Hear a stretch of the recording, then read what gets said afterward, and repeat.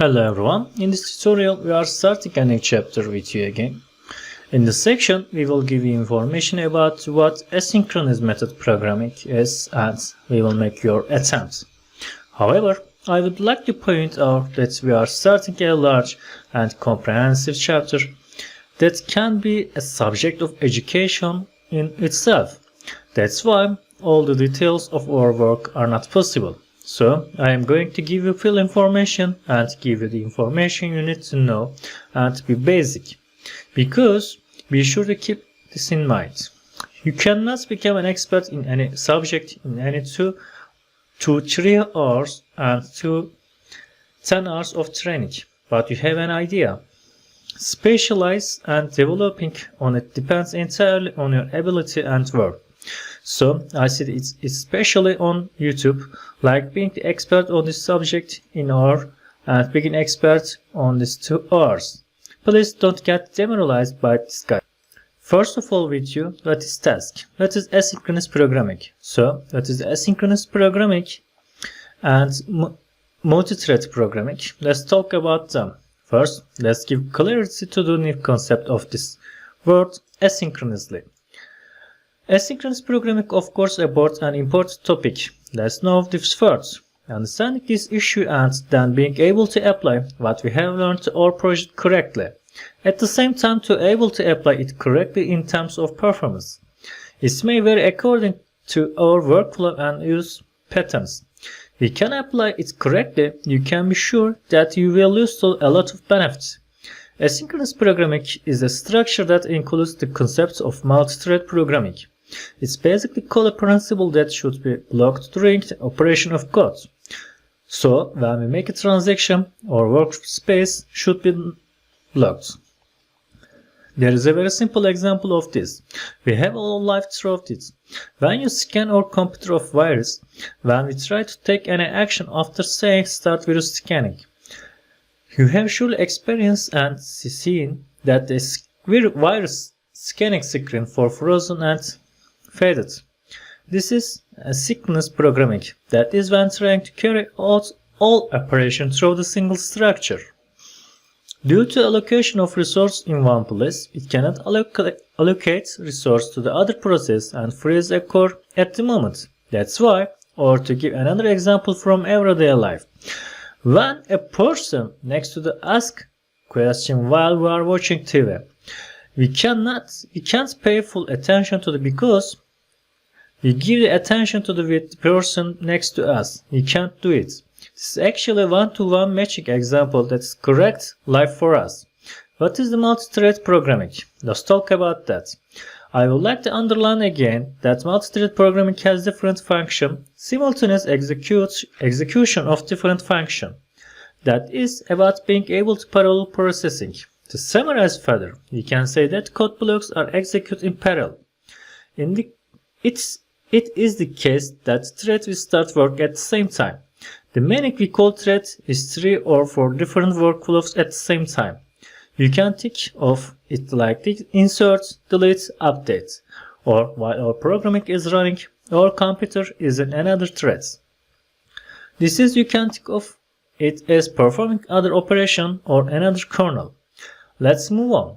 From the moment a thread starts, it's run and terminates it parallel regardless of what other threads to do. We can think of this way we visualize it in our minds. Suppose we start 3 threads and 8 core process, and that means the threads run in parallel.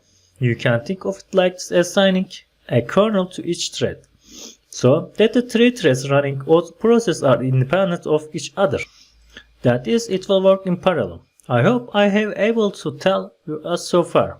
I would like to give you a small summary of this thing that we have told and mentioned so far. Here, what we are trying to talk about, the difference between multi-thread programming and asynchronous programming. The thread work focus and process to be made, it continues until the process receives the results. Asynchronous, on the other hand, is related to the task, the process that the thread executes.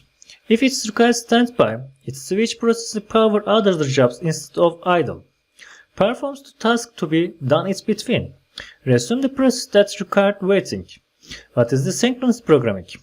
Synchronous programming is a hierarchical coding that is based entirely on doing step-by-step work.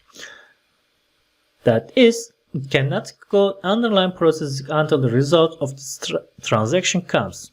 But asynchronous programming is not like that. Until the result of the transaction comes, when we perform other operations at the same time. In multi-thread programming, we can carry out 4 or 5 different tasks at the same time by dividing them into 4 or 5 blocks. I want to receive asynchronous programming. Non-blocking, that is, non-blocking programming. It is not necessarily to use multiple threads. Asynchronous programming to use multi-threads, single threads.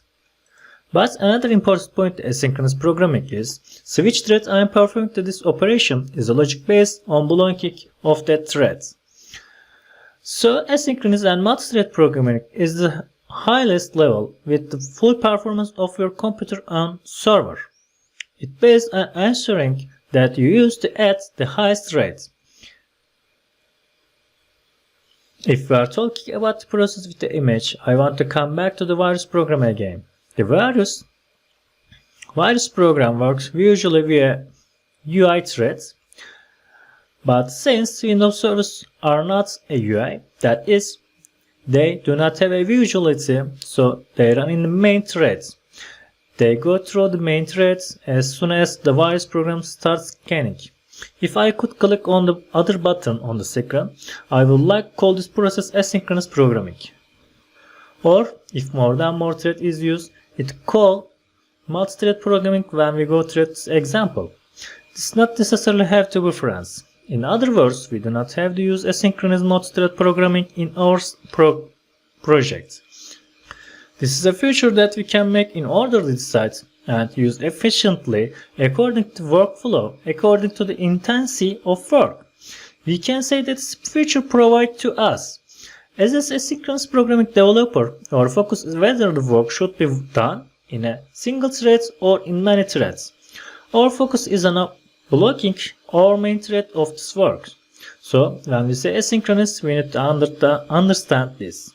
Another point to emphasize is that with technology, when my methods or methods are performing their work in the main chain, I can go other things to solve this problem shorter time in a distributed way. A question might come to life in your mind. Let me give you an example of this question. Because I had a good question from the training during my trainings before, I would like to mention this training. I think it's a good question. Let's assume that our computer has 8 cores. So there are 8 thread structure. If I receive 9 requests at the same time, I process 8 requests with multi-thread programming. Will I hold and 90 other process at 8? So at the time there was a question about whether I would not have asynchronous programming or if it would not turn into logic. It was a good question. Then we are doing this friends. Here the explanation for the problem here. If we are writing code asynchronously, if the encoding is writing asynchronous, if computer has 8 thread structure because will be non-blocking events. We have received 9 requests from service. We process each request without waiting. Now you will say, how can we get the 9 requests when we have 8 threads on our computer? I immediately explain.